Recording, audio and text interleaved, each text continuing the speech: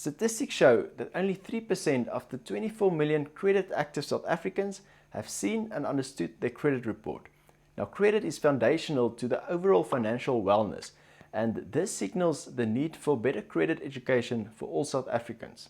So in this video, I will be explaining exactly what a credit score is, why it is good to have a good credit score, who determines your credit score, how it is determined, and at the end, I will also be giving you 11 easy tips on how you can improve your credit score today. So during the Black Friday period, I wanted to take out a simple data contract at some service provider whose name I shall not mention. And after standing in line for, a couple of hours, I came to the front and I was informed that my credit score is too low for this particular data contract. And I was like, what is a credit score? I don't understand. And what I didn't realize was I never had a credit score because I never had credit. And I always thought, if I am able to get by with just my normal money that I receive and I don't need to take out any debt, then I should be good. But I've been wrong. And I think many people think the same way about their finances because they don't really understand why it is necessary to take out credit to improve your credit score. So, what is a credit score? A credit score is basically a 3-digit number that is based on your credit report. And a credit report is basically a file containing information regarding your borrowing and repayment history. Now, a credit report is mostly used by financial institutions such as banks, creditors, lenders, and employers to determine the amount of financial risk that you would be if they give you a loan, credit, or a job. And this also helps them to decide if you're able to repay any money that you've been borrowing over a certain period of time. So why do you need a good credit score again? A good credit score could be the difference in determining whether or not you get approved for a loan for a car or a house, or even something smaller and simple such as a cell phone contract. It can also help you negotiate better interest rates, and a good credit score can literally save you thousands of rands over the long run on major purchases, and it just reduces the overall hassle for getting approved for credit cards and loans. Don't believe me?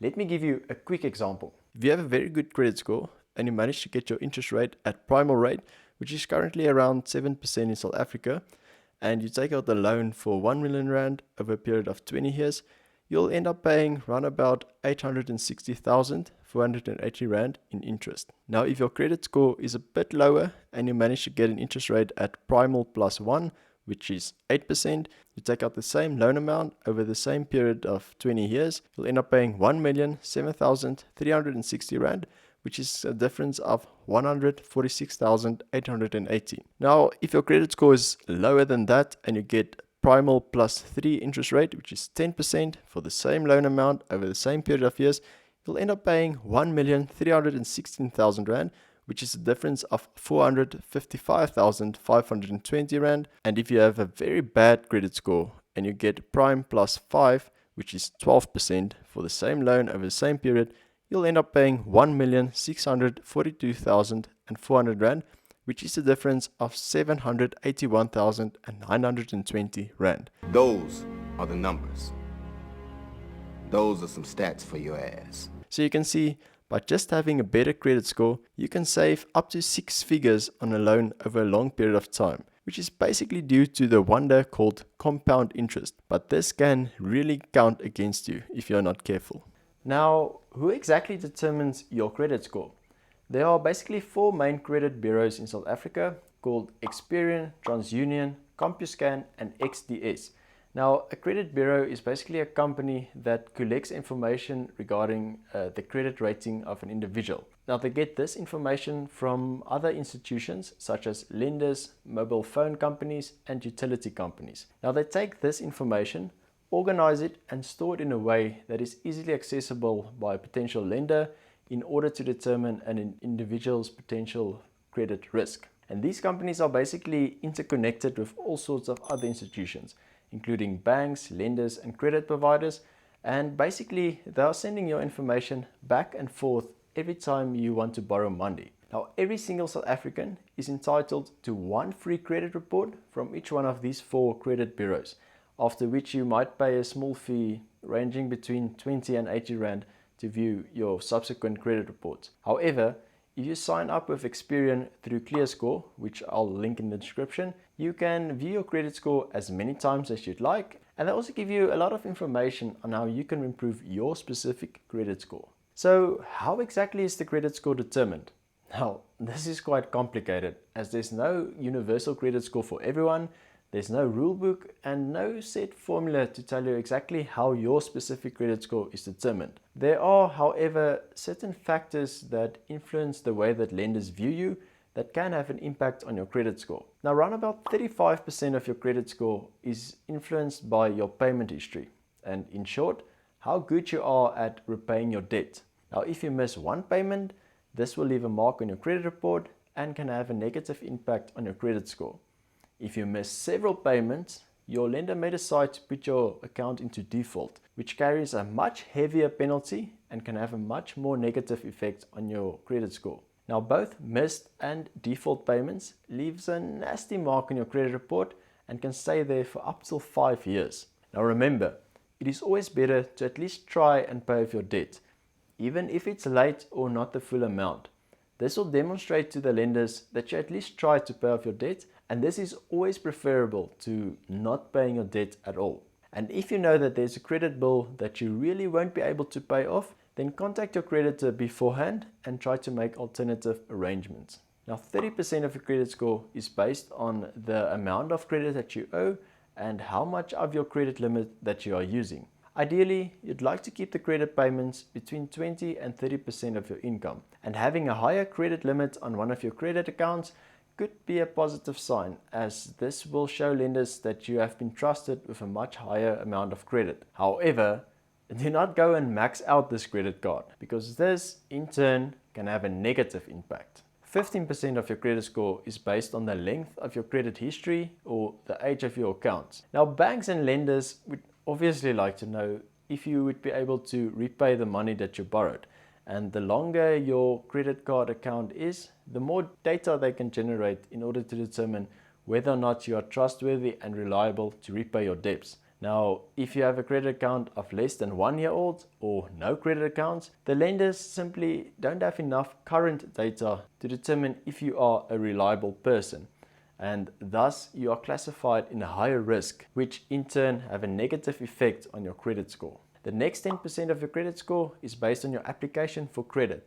Now, every time you make an application for credit, a hard inquiry is marked on your credit report, which leaves a mark on your credit file. Now, if you make too many applications for credit in a short period of time, or if you are rejected for credit, this will have a negative effect on your credit score. And finally, the last 10% of your credit score is based on the type of credit that you have. Now, there are basically two types: secured credit and unsecured credit. Secured credit is when you take out credit against an asset, such as a house or a car, and unsecured credit is things like store cards, credit cards, and personal loans. Now, I do have to mention that public records such as admin orders, sequestrations, court judgments, and bankruptcy also stays in your credit report for quite a long time and leaves a nasty mark, because this tells lenders that you've gone back on some sort of formal financial agreement in the past. So now that you have a pretty good idea of what a credit score is and how it is determined, I'm going to give you 11 easy tips on how you can improve your credit score today. Number 1, which is quite obvious, pay off your debt in time. Something that works quite well is to set up automatic debit orders from your checking account to repay your credit in full every month. Number 2, improve your credit history. Now, if you have no credit history, you might find it difficult to get approved for credit, which is kind of like a catch-22. So start off by applying for a credit card with the bank that you are currently using for your current or savings account. With Capitec, for example, you are eligible for a credit card as long as you are over the age of 18, can submit proof of address, and as long as you earn at least 3,000 Rand per month from a reliable resource. Next up is to apply for a credit builder card. Now, these tend to have very high interest rates and very low credit limits, but if you use it very carefully, it could be a useful tool to building your credit. Use it to pay off a small bill at the end of every month, whereby over time you can build your credit history. Now, if you're a student, you can apply for a student credit card with banks such as Absa and Nedbank as part of the student checking accounts. But again, these accounts tend to have very high interest rates, so don't use them to borrow money, but rather to build a stable credit history. Next up is to open a retailer account with a reliable retailer such as a clothing store. Next, you can open a cell phone or data contract in your name. And finally, try to get the bills for electricity and water in your name to start building your record. Number 3, limit the amount of credit that you are using.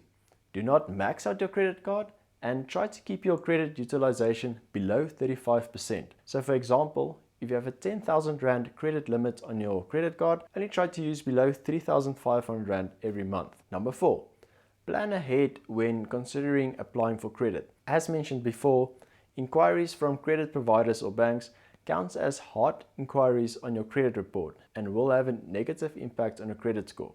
These inquiries stay in your credit report for up to 2 years, and having too many applications in a short period of time kind of signals desperation, and it may look like you are not able to cope with the amount of credit that you owe. Number 5, close any credit accounts that you are not using. These are things like store cards and old credit cards. Having a lot of credit available may make lenders wonder why you need even more, and this can lower your score. However, do not close any credit accounts that has been in good long standing, as these can improve your score. Number 6, reduce the amount of credit that you owe. Now, if you receive a bonus or a 13th check or a big Christmas present, rather use that to pay off and lower your overall credit. Number 7, balance secured and unsecured debt. Secured loans are always preferable to unsecured loans, so make sure that the balance is weighted this way in your financial portfolio. Number 8, check your credit report regularly, and if there are any mistakes or identity theft, report it as soon as possible. Number 9, remove any negative listings. If you have any defaults or judgments against your name, try and settle these outstanding accounts as soon as possible and send the proof of settlement to the credit bureaus so that they can clear the negative listing. Number 10, maintain a savings account. By putting money into a savings account every month will prove to credit providers that you have financial discipline and that you can plan ahead. The money will also earn a bit of interest and may even serve as a small emergency fund, which is also very crucial to have. And finally, number 11, have a repayment plan that you can realistically manage. If you're struggling to repay your debt at the end of every month, then negotiate a better repayment plan with your credit provider. For example, by reducing the monthly repayment amounts while increasing the length of the loan. Now, it is really important to remember that your credit score is in your hands, and keeping track of it forms an essential part of good financial health. Above all, maintaining and building a good credit score is not about not borrowing money, it's about living within your means. While a credit facility is important to help you to get a house or a car, or a student loan to get a tertiary education, buying non-essential luxury items such as furniture or clothing on credit can quickly make your debt spiral out of control, which will make it very much more difficult to repay. So, make yourself an attractive future lender, be realistic about your means, and more importantly, be disciplined in the way that you manage and repay your debt. Thank you for watching this video. If you found the content to be helpful, I would really appreciate it if you can leave a like on this video, and if you want to see more videos with regards to entrepreneurship, personal finance or investing, consider subscribing to the channel. My goal for 2021 is to reach 10,000 subscribers on this channel, and it will be really awesome if you can be part of that journey. Let me know down in the comments what types of videos you'd like to see next, and I'll see you in another video next week. Cheers!